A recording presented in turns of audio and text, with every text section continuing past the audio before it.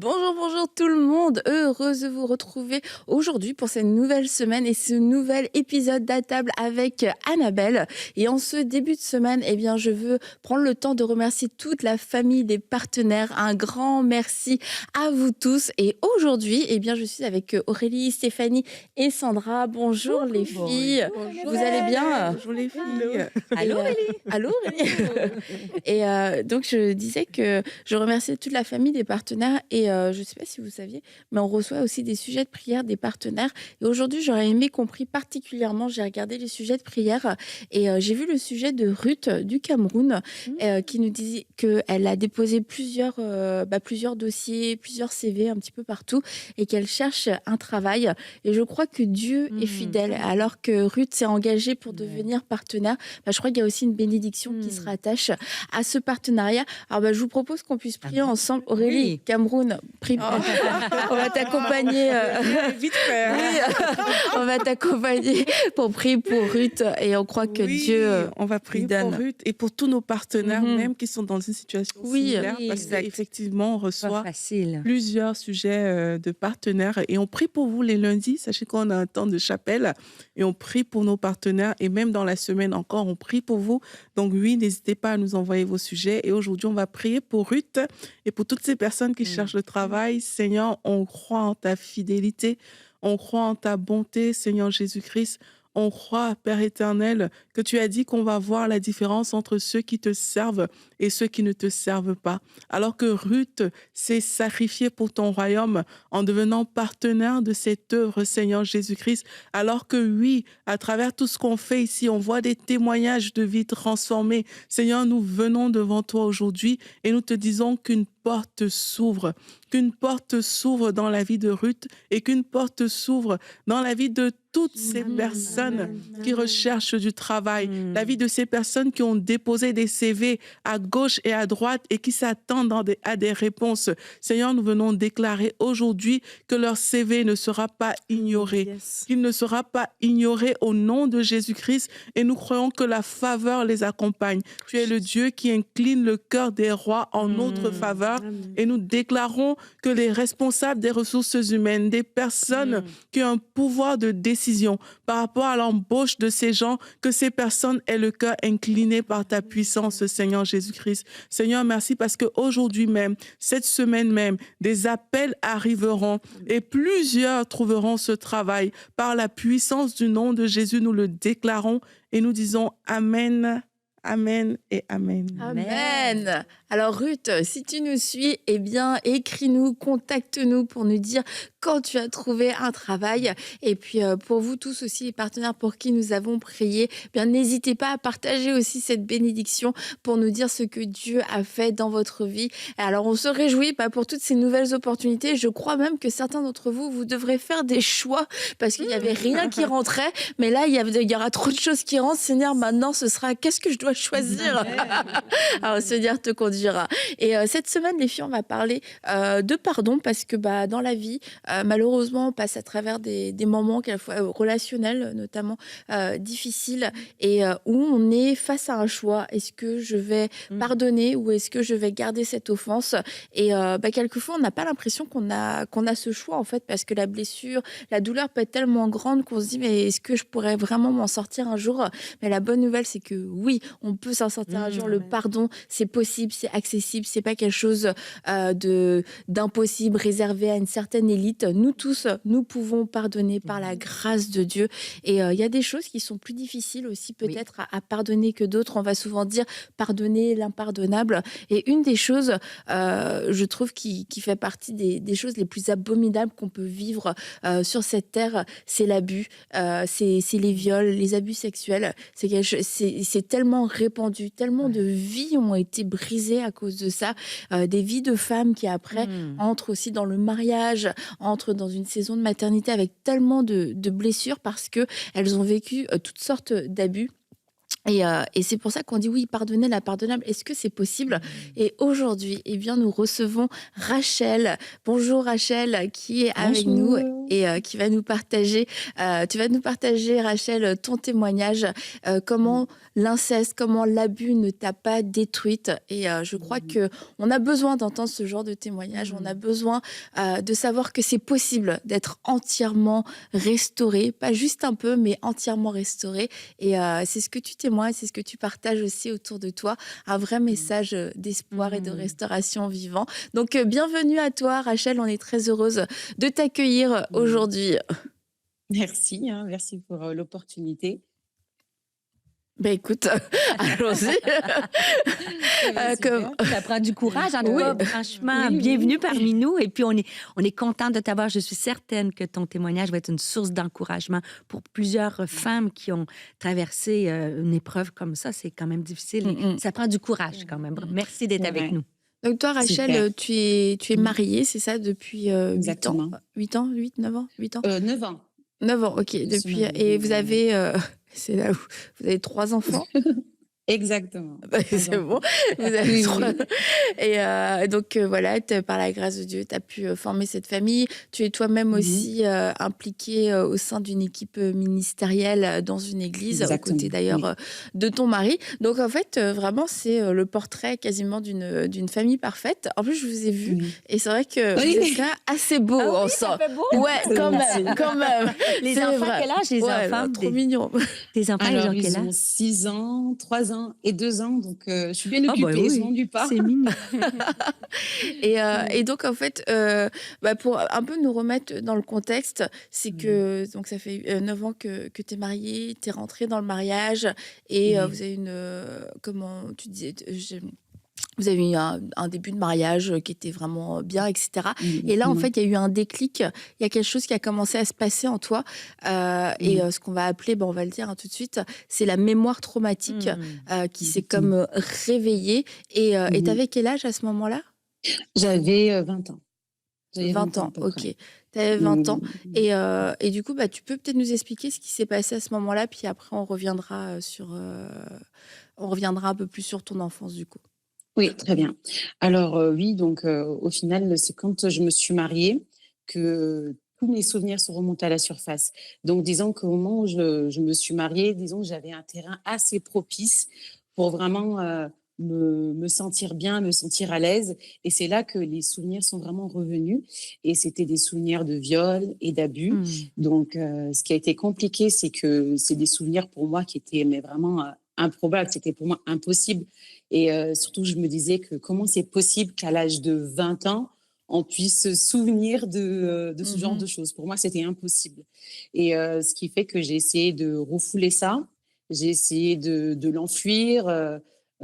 J'avais vraiment l'impression de devenir folle, vraiment, Est-ce vraiment que tu avais impressionnant. conscience que c'était des souvenirs où tu te disais peut-être, c'est des oppressions, c'est des images, diaboliques qui viennent essayer de me perturber? Ou, tu te disais: «Mais attends, j'ai quand même l'impression que c'est ce que j'ai vécu»? Oui, disons que c'est, le souvenir est revenu pas seulement tout seul, mais avec aussi des émotions, avec Mmh. aussi, des sensations, des choses qui m'horrifiaient, des choses qui me perturbaient et en fait, c'est devenu même physique, donc ce qui faisait que je ne pouvais plus faire, comme si ça n'existait pas, en fait.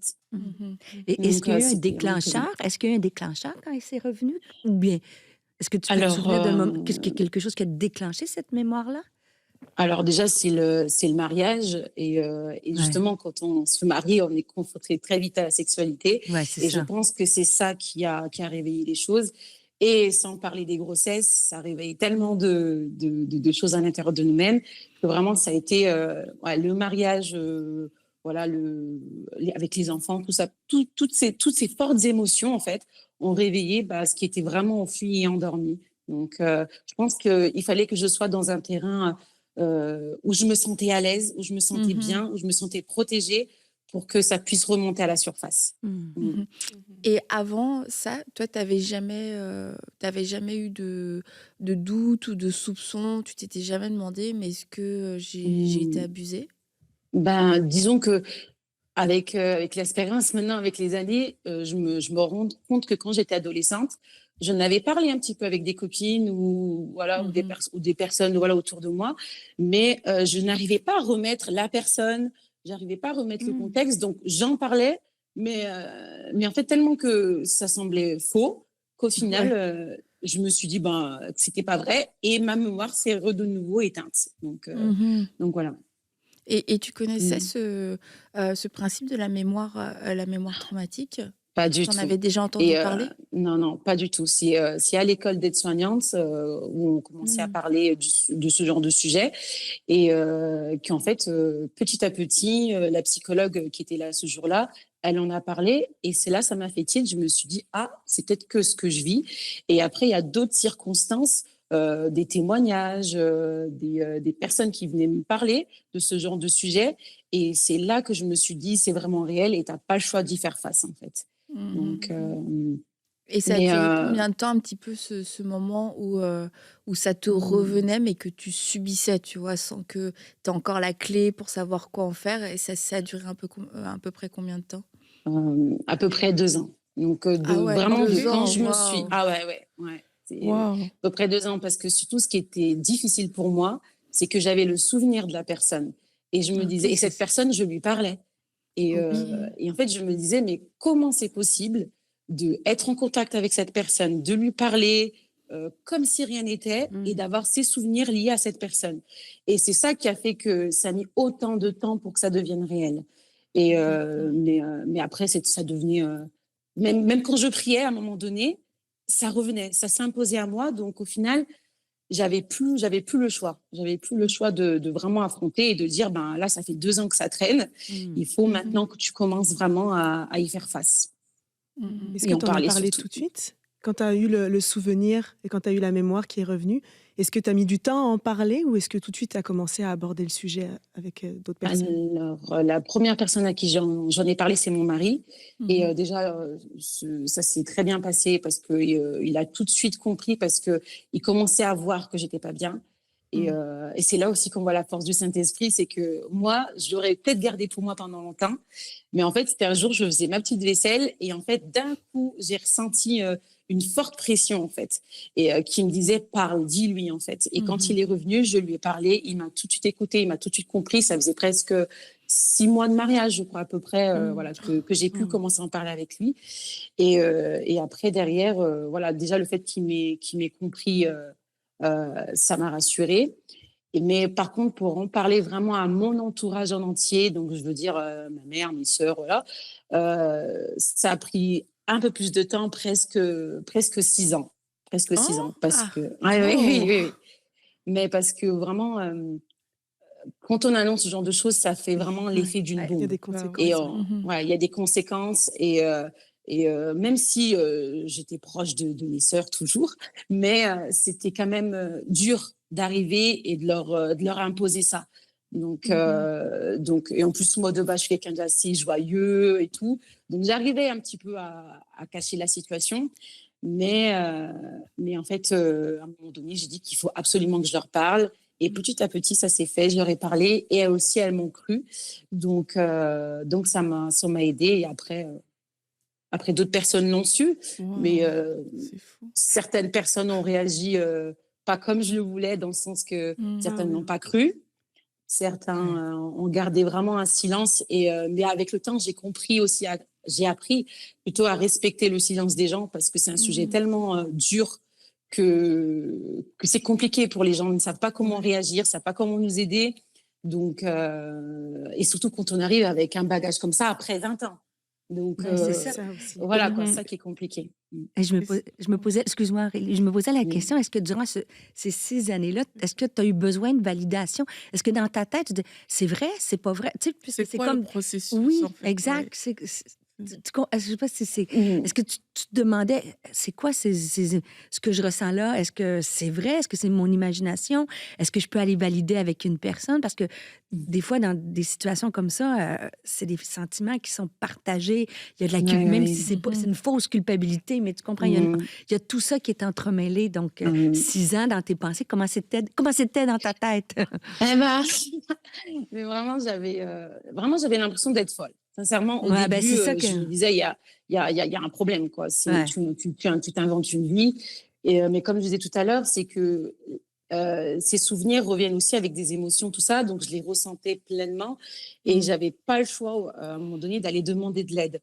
Mm. Comme je dis souvent, mon mari, voilà, quoi, c'est pas ma psychologue non plus. Donc, Ouais. il pouvait pas entendre tout le temps, je vais pas bien, je me sens pas bien, je me sens malheureuse. Il faisait tout pour moi, mais j'étais pas heureuse. Donc, je me suis dit, à un moment donné, j'ai pas le choix d'aller faire appel à un psychologue et j'ai eu la grâce d'avoir quelqu'un de chrétien. Et avec lui, j'ai vraiment pu poser mes mots et m'emmener en fait à comprendre que finalement j'étais pas folle et que c'était vraiment quelque chose de réel, que c'était un phénomène qui existe vraiment. Et ça a enlevé la culpabilité, ça a enlevé la honte, ça a enlevé voilà tout ce poids en fait. Et dans tout ça, donc je crois que c'était après 3 ans, voilà, que j'ai pu vraiment aller voir un psychologue et commencer à faire ce travail-là. Et c'est vrai qu'à partir de là, j'ai pu me dire, allez, maintenant, ça y est, tu commences ta marche. Voilà. Mmh. Est-ce que Et tu as eu un suivi spirituel aussi en parallèle? Oui, oui. Mmh. Ça, c'est presque dès le début, dès que j'ai commencé à m'en souvenir. C'est vrai qu'on a une église vraiment où on a l'opportunité vraiment de parler de ce genre de sujet et de le libérer. Et vraiment, il y a eu plein d'épisodes, ça serait trop long, où vraiment on a prié pour moi, où j'ai vraiment, ça m'arrivait même de crier, de pleurer. Mais vraiment, vu que toutes ces années, j'avais pas pu décharger en fait ces émotions, en fait, c'est quand on priait pour moi, ça faisait comme un vide. Mais il y avait tellement OK. de vide à faire qu'il a fallu plusieurs moments où ça a été dans des réunions de femmes, ça a été dans des réunions de Mm. prière, voilà, Mmh. ou simplement dans des discussions où vraiment le Seigneur a permis que les choses sortent petit à petit en fait. Mmh. Et c'est vrai que moi je dis que je trouve que j'avais besoin de l'alliance des deux en fait. Mm. Parce que justement avec le psychologue je pouvais vraiment le rendre palpable, disons, ce que je vivais. Et il pouvait vraiment m'expliquer pourquoi je ressentais tout ça. Ça a validé mes émotions. Et en même temps, dans le suivi spirituel, vraiment, ça m'amenait aussi à me connecter plus à Dieu parce que justement, ce genre de situation, ça coupe en fait. Mmh. J'étais déjà chrétienne, mais pour moi, je n'arrivais pas à me comprendre pourquoi maintenant que j'avais un mari, des enfants, où tout allait bien, d'un coup, il m'imposait ça et en fait, Mm. j'avais tout pour détruire ma famille, en fait. Tout ce que je ressentais avait vraiment le pouvoir de tout détruire. Et je me disais, mais pourquoi le Seigneur, il a permis que ça se passe maintenant? Donc, le suivi spirituel m'a vraiment permis de renouer, disons, avec Dieu Mm. et de comprendre que c'était pas lui qui avait fait Mm. et de comprendre qu'il m'accompagnait, qu'il était avec moi Mhm. et que même si moi, par exemple, je rêvais d'avoir une guérison instantanée, que ça se fasse tout de suite, mais ça s'est pas arrivé. Mais par contre, voilà quoi, ça a été un processus, voilà, un processus long, pas si long que ça, parce qu'au final, je me dis, je suis là après 9 ans et ça va beaucoup mieux, donc ça va quand même. Mm. Donc, bref, ça a quand même été un processus. Et au final, ça m'a permis, justement, comme je le dis toujours, de comprendre de quoi Dieu m'a guéri. Parce que s'il Mmh. m'avait guéri d'une manière instantanée, je ne me serais pas rendu compte de tout ce pourquoi il m'avait guéri, en fait, de quoi il Mhm. m'avait sorti. Et en plus, les souvenirs, ils ne venaient pas une fois. Hein, il y avait un souvenir, après, il y avait d'autres choses qui Mm. revenaient petit à petit. Et il y avait aussi toute mon enfance qu'il fallait que je guérisse. Donc, tout venait un petit peu à la fois. Mais en fait, chaque chose, Dieu prenait son temps pour guérir chaque situation. Et aujourd'hui, vraiment, je le remercie vraiment pour ce processus. Mmh. et comment tu as fait pour tenir pendant autant d'années sans t'exprimer Mm. sur le sujet? Parce que normalement, quand on Mm. réalise que j'ai été victime de quelque chose, Mhm. on veut justice, tu vois. Mais Ouais. toi, il y a quand même, tu Mm. attends, tu es patiente dans tout le processus. Comment tu as fait à ce niveau-là?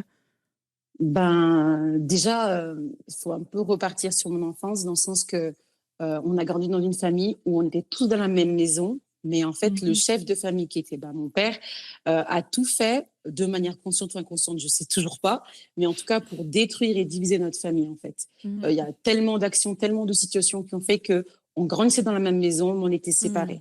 Mm. Donc, ce qui fait que il a fallu attendre des années et des années pour que vraiment, quand chacun est sorti, a commencé à guérir des blessures de l'enfance, de tous les traumas qu'on a pu vivre, pour qu'on puisse renouer et après parler, en fait. Mais c'est ça qui a fait que ça a mis autant de temps. Et surtout que vu que ça allait mieux et qu'on avait déjà tant de choses à guérir, je me suis dit, allez, viens, toi, tu rajoutes encore cette situation. Allez, rebelote, on recommence à reparler de guérison de notre passé. Et en fait, j'avais pas envie d'imposer ça à ma famille, en fait. Et c'est ça qui a pris autant de temps. Et ouais. Mais j'aurais pu parler plus tôt, mais c'est vrai Ouais. que c'est ce côté où je voulais protéger. Ouais. En fait. Et tu te sentais, là, tu étais dans ton processus, entre guillemets, de guérison, même pas entre guillemets. Tu étais dans ce processus-là. Mais comment tu te sentais, en fait, durant tout ce temps? Est-ce qu'il y a un moment où tu as été comme, ouf, ça va, c'est non. fini? Non. Ouais. En fait, c'était des moments, je me souviens, je marchais et je me disais, Seigneur, si j'avais la capacité de prendre mon cœur et de l'arracher, je l'aurais fait. C'est parce que j'avais tellement mal. En fait, c'est tellement. En fait, c'est bizarre de vivre ces émotions parce qu'en fait, on peut pas le guérir. Il y a rien en fait. C'est à l'intérieur de nous, on est brisé en fait. Il y a plus rien. On se sent vide. On n'a pas de force. Et j'allais bien quand j'étais active, quand j'étais à l'église ou à l'école, voilà, peu importe où dans ce que je faisais, ça allait. Mais à partir du moment où j'étais chez moi et que ça redescendait, et ben c'est là que je ressentais toute la souffrance. Et c'était ça qui surtout qui était aussi insupportable, c'était je vais bien, je vais pas bien, je vais bien, je vais pas bien, je vais bien, je vais pas bien. C'était vraiment et c'est épuisant en fait. C'est vraiment très très très épuisant. Et comment tu as fait pour gérer la relation du coup avec cette personne? Parce que tu disais que vous étiez en contact. Comment, c'est ça, comment est-ce que tu as fait? Est-ce que tu as gardé le contact? Est-ce que tu l'as confronté? Parce que comme Aurélie dit, ça a duré quand même pas mal d'années. C'était super, je veux dire, tu as fait un super travail. Mais à vivre au jour le jour, ça peut être long. Donc comment est-ce que tu as fait pour gérer cette relation? Et donc, disons que cette personne, à partir du moment où j'ai commencé à m'en souvenir, je l'ai appelée de temps en temps, juste pour tester, en fait, pour voir ce que je ressentais quand j'étais au téléphone avec cette personne. Et là, je ressentais un profond mal-être. Et je me disais, c'est pas normal. Donc là, ça commençait déjà à valider. Et après, j'ai coupé totalement la relation, mais je pensais que ça allait m'aider, mais pas du tout. Que ça allait me permettre de guérir, mais pas du tout en fait. Et en fait, c'est mon mari qui m'a vraiment emmené à vraiment à parler à cette personne. Et pour moi, c'était impossible. Je me disais, mais c'est impossible. Et c'est quand vraiment c'est le Saint-Esprit qui a rajouté sa couche, qui m'a dit, bah, t'as pas le choix de lui parler, de ne serait-ce que de pardonner en fait, tout simplement, sans spécialement rentrer dans une relation de réconciliation, tout ça tout de suite, mais que tu avais besoin de te libérer de ça pour vraiment continuer de guérir. Et ben, c'est tout simplement, je dormais un jour et je me suis réveillée un matin en me disant, et si tu l'appelais? Mais c'était naturel. Mais c'était naturel surnaturel, hein, parce que pour moi, c'était impossible. Et en fait, ça, tout de suite le matin, il y a eu cette force qui est venue. Et j'ai appelé, je l'ai confronté cette personne. Et elle a dit que c'était faux. Cette personne, voilà, dit tout de suite que c'était pas vrai. Donc, ça a été dur, mais de la manière dont la personne, elle m'a répondu, j'ai su tout de suite que ce que je disais, c'était vrai. Donc au moins, j'ai pu parler, même si là, cette personne n'a ni demandé pardon, ni avoué, même a répondu des choses sur moi. Voilà, disait que je disais des mensonges sur lui, tout ça. Ben, au moins, je l'avais fait. Au moins, je l'avais dit. Et même si j'ai plus de contact avec cette personne, je sais que de ce côté-là, je suis libre, que j'ai pu parler, j'ai pu lui pardonner après, derrière. Mais c'est vrai que ça Comment ça s'est m'a beaucoup passé? aidé. Comment ça s'est passé, l'étape du pardon? Ben, au début, en fait, je me suis rendu compte que j'avais pas le choix de prendre cette décision de pardonner. Voilà. Donc, j'ai pris cette décision. Je me suis dit, bon, bah, si tu attends de le ressentir, tu vas jamais le ressentir. Donc, je me suis dit, bon, voilà, déjà, Seigneur, tu vois ce qui s'est passé, tu vois ce que je ressens. Mais là, je prends la décision de pardonner à cette personne. Mais ça s'est fait vraiment étape par étape. C'est vrai qu'au début, au tout début, le Seigneur m'a pas dit pardonne-lui tout de suite. Ça a vraiment été chaque jour, je te donne la force pour supporter ta journée, pour vraiment, parce que quand on vit ça, en fait, pour nous, c'est impossible. On a pu guérir, le lendemain, c'est trop loin. Il faut survivre à ta journée déjà. Et il m'a donné ce que j'appelle souvent ma manne journalière, en fait. J'avais ce qu'il fallait pour ma journée. Mais à un moment donné, je ne pouvais pas rester à ce stade-là. Et il m'a emmené à un stade où je devais devenir plus offensive par rapport à ma restauration. Et là, il m'a demandé de faire des choses. Et c'est là que ça a rentré. Il m'a commencé à me parler de pardon. Et que j'ai décidé, je me suis dit, bah, allez, je prends la décision de pardonner. Et de là, petit à petit, par la prière, par beaucoup de messages aussi de MCI TV, voilà, qui ont fait que, voilà, quoi, je me suis dit, en fait, si tu ne pardonnes pas, c'est toi que c'est toi qui restes dans cette prison. Et ce qui m'a aidé aussi, c'est en fait de réfléchir tout simplement et de me dire que même si cette personne venait au final me demander pardon, en fait, toutes les séquelles dont j'avais à guérir, ça changerait rien. Donc, en fait, c'est la seule personne que je punissais, c'était moi-même. Donc, je me suis dit, en fait, t'as pas le choix, quoi. Et avec le temps, le Seigneur m'a aidée. Et voilà, quoi. On voit que tu es rayonnante, tu es paisible, le processus est là. Mais est-ce que durant cette période, c'est sûr que toute la démarche du pardon, ça éveille des sentiments. Est-ce que tu as eu des moments de colère? Oui. Ouais. Parce que des fois, on pense que la démarche se fait, on voit le produit fini, mais dans le processus, j'imagine, surtout s'il ne croyait pas, il n'a pas demandé pardon, ou il disait des faussetés, des fois, ça... Alors, comment tu gérais ces émotions aussi? J'imagine, je ne sais pas si tu me dis de colère, mais ou peut-être d'autres émotions que tu avais. Il y avait de la colère, de l'injustice. Et en fait, surtout, ce que je ressentais, c'est que je me disais, en fait, cette personne a posé un acte et aujourd'hui, moi, je dois passer tout mon temps à guérir de ses séquelles, en fait. Et ça, je trouvais ça mais ultra injuste. Parce que je me disais, maintenant, c'est à moi de commencer à faire un travail de guérison qui est vraiment pas facile au final. Hein. C'est un travail de tous les jours, c'est un travail on se lève le matin, on doit repositionner son esprit à dire, Seigneur, aujourd'hui, je décide d'avancer. En fait, on est presque à un moment donné, on devient presque un robot, quoi, parce que ça n'a rien de naturel. Et il faut se positionner. Ça demande un effort quotidien, ça demande voilà quoi, tellement d'efforts que je me disais, mais en fait, c'est injuste. Mais ce qui était plus gros pour moi, c'était ce sentiment d'injustice, quoi. Et qu'en fait, je ne pouvais plus rien faire parce que cette personne était tellement loin que je pouvais même pas ni porter plainte. En fait, j'avais rien entre mes mains. Et ça, ce sentiment d'injustice, il était dur, hein. Il était vraiment dur. Mais moi, je trouve ça parlant ce que tu dis parce que des fois, on a l'impression quand on regarde quelqu'un qui dit j'ai traversé ça, j'ai pardonné, mais ce que tu décris, c'est exactement ça. Tu n'as pas attendu la journée où je le ressens aujourd'hui, j'ai des sentiments pour. Tu sais, je fais le choix de pas être, et aussi de ne pas être dans le déni, dans le sens que les événements sont vrais, ils suscitent de vraies émotions, mais je fais le choix de faire abstraction de ça et de choisir le pardon parce qu'on sait ultimement que c'est ce qui libère. Mais il y a quand même une lutte. Tu sais, les émotions, elles sont là. Des fois, on a l'impression que les autres n'ont pas d'émotions puis qu'on est les seuls à lutter contre l'injustice. Non, on les ressent dans un processus comme ça, mais on fait un choix de dire OK, je les écoute pas parce que je vais être prisonnière puis paralyser le reste de ma vie. Donc, on le fait pour soi aussi parce que l'autre, il reconnaît pas ses torts.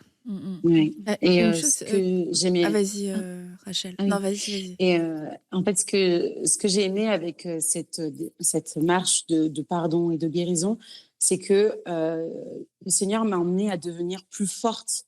Parce qu'en fait, quand on vit ça, on se sent vraiment une biche écrasée par une voiture, quoi. Mais, on se sent vide.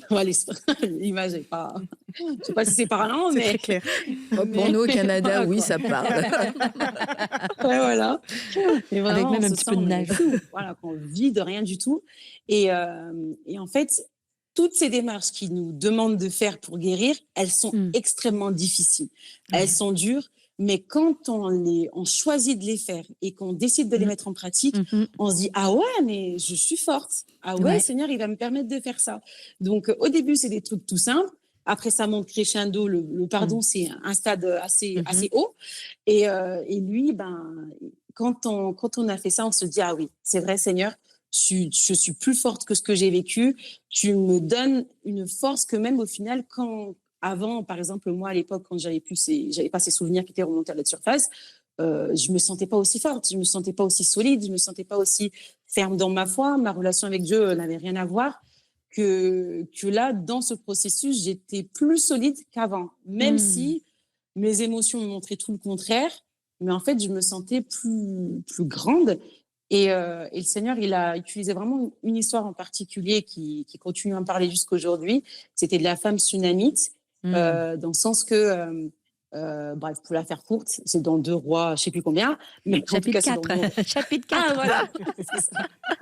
Et en fait, donc voilà, quoi, Classique. elle avait son mari, tranquille, elle avait sa vie, mais elle ne pouvait pas avoir d'enfant. Elle a, dans son cœur, elle avait décidé de bénir Élisée, et Élisée lui a dit, ben, qu'est-ce que je peux faire pour toi? Il lui a dit, ben, tu auras un enfant dans 1 an. Elle a dit, ben, voilà, Ne me trompe pas. ne me trompe pas, quoi, voilà. Et bref, elle a fini par avoir cet enfant, et au final, derrière, cet enfant meurt. Et ce qui m'a beaucoup touchée dans ça, et que le Seigneur m'a amené à avoir ce cœur-là, c'est que son fils meurt, mais elle prend le temps de quand même le mettre dans une chambre, sortir, voir son mari, dire tout va bien, de rencontrer comment il s'appelle Élisée. Et voilà, voilà. Le Géasi au début, je crois. Voilà. Géasi, Et après il lui a dit aussi Élie. ça va bien, jusqu'à ce qu'elle rencontre Élisée. Et de là, elle dépose tout ce qu'elle avait dans le cœur. Et vraiment, le Seigneur m'a emmené à vraiment avoir aussi un cœur plus solide, plus ferme, parce qu'il y avait un temps où je devais parler, il y avait un temps où je devais me plaindre. J'avais un temps où il fallait que je sois une victime, mais il y avait un temps où aussi il m'a amené vraiment à faire un face-à-face avec lui, en fait. Et de dire, ben, oui, ben, même si ça va pas, même avec mon propre mari, je devais dire, ça va bien, en fait. Ça va bien, mais je devais pleurer après auprès de Dieu, en fait. Ça veut pas dire qu'il faut fermer les yeux et voilà, dire tout va bien, mais c'est qu'à un moment donné, en fait, il m'emmenait vraiment à devenir solide. Parce que quand on voit cette femme, on se dit, mais le cœur qu'elle a dû avoir pour faire ça, quoi. Ton enfant est mort, mais tu dis tout va bien et tu fais tout un chemin pour aller voir le prophète. Et c'est vrai qu'au final, cette marche m'a rendue forte, forte, forte, forte, forte. Mais en fait, c'est exactement la marche que tu as faite aussi, dans ce sens que... Tu as lancé Stéphanie Ah oui. sur la tsunamite. C'est mon passage préféré. Mais dans le sens, elle dit tout va bien aux autres, mais au prophète, elle a dit, je t'avais dit, ne me trompe pas. Et c'est exactement ça. C'est que, tu sais, comme tu dis à ton mari, tout va bien, mais c'est avec Dieu que tu lui as dit tes vrais sentiments. Et c'est avec Dieu qu'on peut guérir. Et si vous voulez, je peux vous le prêcher en 3 points avec... C'est un de mes textes favoris. Avec un appel. C'est vrai qu'il est beau. Non, je fais une blague. Mais c'est tellement... Tu as tellement raison que ce texte-là capsule tellement un Ouais. processus de guérison. Ouais. Mais qu'est-ce que justement, Rachel, tu peux dire à quelqu'un aujourd'hui qui a peut-être été abusé comme toi et qui passe par ces luttes internes et pour qui c'est très difficile et qui n'y arrive pas? Tu es quand même mieux placé pour comprendre ces choses-là. Est-ce qu'il y a quelque chose que tu peux dire à ce type de personnes? Oui, alors ce que je dirais, c'est que déjà au niveau de quand on vit ça, c'est qu'il ne faut rien négliger. Qu'on est esprit, âme et corps. Et que toutes ces 3 sphères-là, elles ont besoin d'être remplies, elles ont besoin d'être vraiment nourries, quoi, au final. Et j'ai rencontré beaucoup de personnes qui, dans la foi, au final, qui ont vécu ce genre de situation d'abus ou de choses très graves, mais ils se concentraient que dans la prière. Je dis pas que c'est pas bien, c'est important, mais en fait, le fait que de faire ça, au final, on s'approchait d'eux. Oui, il y avait ce côté foi, mais par contre, en leur parlant, en étant dans leur contact, et ben en fait, on sentait tout de suite qu'au final, il y avait des choses à guérir. En fait, il y avait des choses difficiles. Et en fait, si vraiment tu veux guérir de ce genre de choses, c'est vraiment de prendre le temps avec Dieu et de lui dire vraiment guéris-moi, mais totalement, en fait. Toutes ces parties de ma vie, en fait, doivent être guéries. Parce que même le corps se souvient de ça. Même notre âme, justement, il s'habitue même à... Moi, je sais que, par exemple, mon âme avait l'habitude de... C'était plus facile d'avoir des émotions de tristesse que d'avoir des émotions de joie ou de quelqu'un de combatif ou quoi. Et j'ai dû le discipliner, mais avec l'aide du Saint-Esprit, en fait. Et c'est tout un chemin, mais il faut rien négliger. Et il n'y a pas une baguette magique ou un truc 1.1, 1.2, 1.3. C'est vraiment Saint-Esprit, qu'est-ce que je fais aujourd'hui? Et surtout, quand il nous donne des indications, parce qu'il nous les donne toujours, c'est de les écouter, en fait. Et moi, à chaque fois que j'ai voulu ou sauter un palier ou m'arrêter quelque part, et ben, je n'avançais pas. Je savais que la grâce de Dieu était avec moi, qui me disait, OK, tu ne veux pas faire, je comprends, c'est trop dur. Mais en attendant, je n'avançais pas, en fait. Ouais, Et c'est ça. j'ai rencontré plein de personnes qui dans une sphère de deux, et ben, ils avancent super bien. Ça va être des gens, ils vont prier 4 heures par jour, ou ils vont s'occuper d'autres choses. Mais en fait, ils vont pas voir la totalité, en fait. Surtout que les abus, en fait, l'ennemi, je crois qu'il a trouvé une arme extraordinaire pour tuer les femmes. Oui. Tout à fait. L'abus. Si tu veux détruire quelqu'un, tu veux détruire une femme, tu veux détruire sa famille, abus et c'est bon, c'est fait. Donc, parce que ça touche vraiment tout. Ça touche vraiment tout, en fait. Et ça impacte après tout le reste de notre vie. Et vraiment prendre le temps de se dire que je dois guérir entièrement. Prendre le temps. Et voilà, quoi. Ouais, et puis aussi par rapport à ce que tu disais tout à l'heure, quand tu disais que c'est quand tu arrivais à la maison justement que tu ressentais toutes ces choses-là, en fait, on peut réaliser aussi que parfois c'est plus facile de juste fermer les yeux et de vouloir croire que ça n'a jamais existé et que Oui, voilà, ouais. la vie est belle et on continue à Mm. vivre. Mais tu vois, quand tu donnes ces conseils-là, moi j'ajouterais aussi ça, c'est que s'il y a vraiment quelque chose qui s'est passé, ça s'est passé en fait.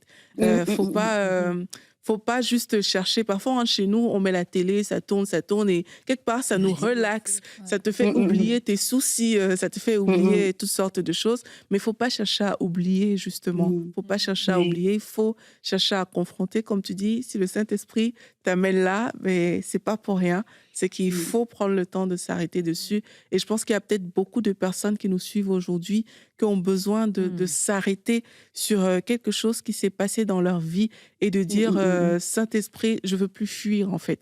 Je veux plus fuir. Si ça s'est passé, ça s'est passé. Je crois, comme avec le cas de Rachel, que Seigneur, tu vas m'aider dans ce processus, mais je ne veux plus fuir.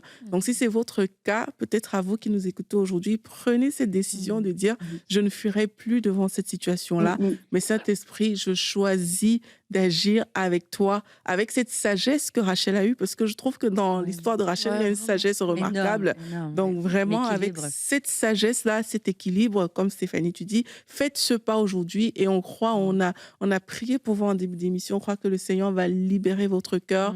Ouvrez cette porte à Dieu aujourd'hui et suivez les étapes que le Saint-Esprit va vous communiquer.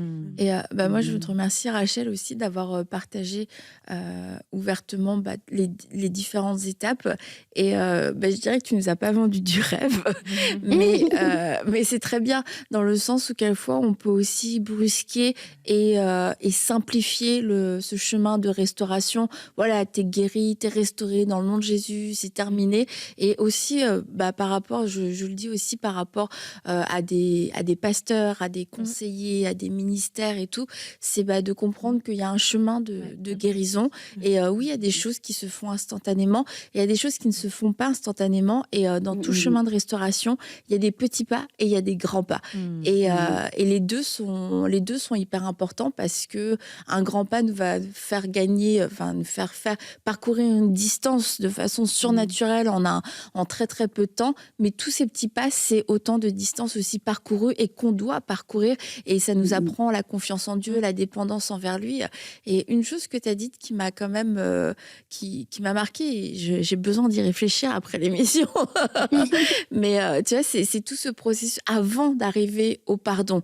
Et de dire, tu vois, en fait, j'avais pas forcément cette force de pardonner.